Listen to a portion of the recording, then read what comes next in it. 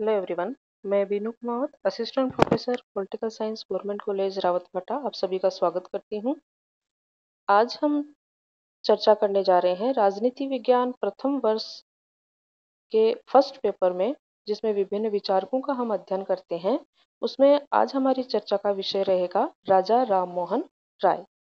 राजा राममोहन राय, जिनको हम भारतीय समाज के दिशा प्रवर्तक के रूप में जानते हैं, एक महान प्रतिभा के रूप में हम जानते हैं, और जिन्होंने अपने धार्मिक और सामाजिक आंदोलनों को गति देने के लिए ब्रह्म समाज की स्थापना की थी। इनका जन्म 22 मई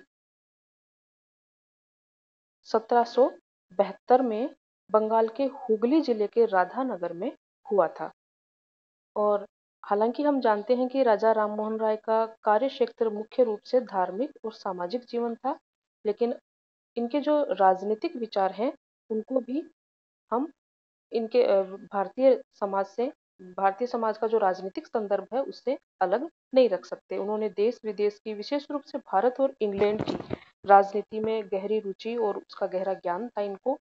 राजनीतिक जागरण की दिशा में चाहे उन्होंने प्रत्यक्ष काम नहीं किया हो, धार्मिक और सामाजिक जागृति की दिशा में उनके द्वारा किए गए कार्यों ने ही राजनीतिक जागृति को जन्म दिया, और इसीलिए इनको नवीन भारत का संदेश वाहक कहा जाता है। राजा राममोहन राय के पूर्व संपूर्ण देश में तो क्या, कलकत्ता जैसे महानगर में भी कोई राजनीतिक जीवन नहीं था। जनता को अपने नागरिक अधिकारों के प्रति कोई विचार ही नहीं था। विदेशी हुकूमत के सामने अपनी शिकायतें रखने की कोई बात सोच भी नहीं सकता था। तो ऐसी स्थिति में इन्होंने सामाजिक और धार्मिक आंदोलन इस तरह से फैलाए, अपने ब्रह्म समाज के द्वारा जन जागृति इस तरह से फैलाई कि हमारा जो राजनीतिक परिदृश्य था उस समय का, वो भी इससे अछूता नहीं रहा। तो आइए देखते हैं इनके राजनीतिक विचारों के बारे में। एक एक करके हम विचार करते हैं कि क्या थे इनके राजनीतिक विचार। सबसे पहले हम देखें तो ये वैयक्तिक स्वतंत्रता और राष्ट्रीय स्वतंत्रता के, व्यक्तिगत स्वतंत्रता और राष्ट्रीय स्वतंत्रता के प्रबल समर्थक थे। इन्होंने ये लॉक, ग्रोसियस और टॉमस पेन से अत्यंत प्रभावित थे, और इसीलिए इन्होंने व्यक्ति की स्वतंत्रता की बात की। व्यक्ति की स्वतंत्रता के साथ साथ इन्होंने राष्ट्र की स्वतंत्रता की बात भी की। बौद्धिक और सामाजिक मुक्ति के वे ऐसे समर्थक थे, और इसीलिए वो किसी भी देश की राजनीतिक स्वतंत्रता में उनका विश्वास था। दूसरा, इनका जो राजनीतिक विचार है वो है प्रेस की स्वतंत्रता। इनका प्रबल विचार था कि किसी भी राष्ट्र में प्रेस को स्वतंत्र होना चाहिए, राज्य की हुकूमत से स्वतंत्र होना चाहिए। 1823 में जब ब्रिटिश सरकार ने समाचार पत्र निकालने पर प्रतिबंध लगा दिए, तो राजा राममोहन राय ने अन्य जो स्वतंत्रता आंदोलनकारी थे, विचारक थे, उनके साथ मिलकर के प्रेस की स्वतंत्रता के लिए सर्वोच्च न्यायालय में एक याचिका भेजी थी। प्रेस की स्वतंत्रता के लिए किए गए इस काम में राजा राममोहन राय का मुख्य हाथ था, और ये जब याचिका अस्वीकृत कर दी गई थी, तब सप्रेषित सम्राट के सामने अपील की गई, और इस अपील में इस बात पर बल दिया गया कि सर्व स्वतंत्र प्रेस ने संसार के किसी भी भाग में कभी क्रांति को जन्म नहीं दिया। इसके विपरीत जब प्रेस की स्वतंत्रता पर प्रतिबंध लगा दिए जाते हैं, तो जनता का असंतोष चरम अवस्था तक पहुंचकर क्रांति को जन्म देता है। तो इससे ये सिद्ध होता है कि ये प्रेस की स्वतंत्रता के प्रबल समर्थक थे। इसके साथ ही इन्होंने स्वयं भी कई अखबार और पत्रिकाएं निकाली, जैसे संवाद कौमुदी, मीरातुल अखबार।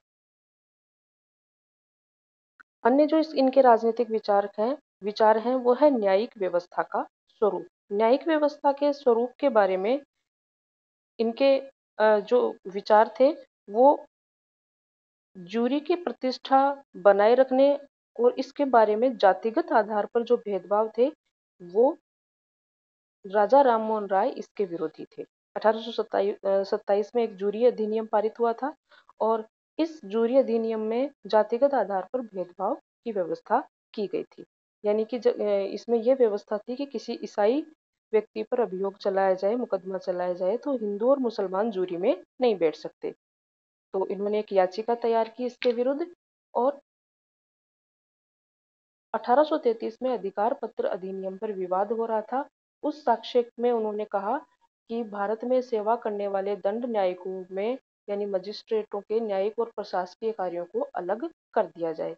तो इस तरह से जूरी व्यवस्था की जो जातिगत व्यवस्था थी, इसके विरुद्ध उन्होंने मोर्चा खोला। इसके बाद देखते हैं हम प्रशासनिक व्यवस्था का स्वरूप। प्रशासनिक व्यवस्था के स्वरूप की हम चर्चा करें तो ये 1833 में लोक सदन की प्रवर समिति के समक्ष इन्होंने साक्ष्य प्रस्तुत किया था और कुछ सुधारों की सिफारिश इन्होंने की थी। क्या सिफारिशें थी वो? देसी लोक सेना की स्थापना करना, देशवासियों को अधिक नौकरियां देना, ऊंचे पद देना, रैयत की दशा में सुधार करना और उनकी रक्षा के कानूनों का निर्माण करना।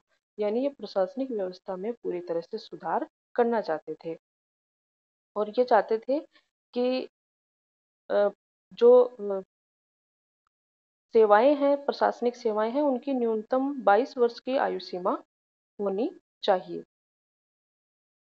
अगला विचार है इनका राजनीति और कानून के माध्यम से समाज सुधार। ये एक महान समाज सुधारक तो थे ही, लेकिन इनका मानना था कि कानून और राजनीति के माध्यम से समाज सुधार होना चाहिए। केवल जागरूकता से समाज सुधार नहीं हो सकता।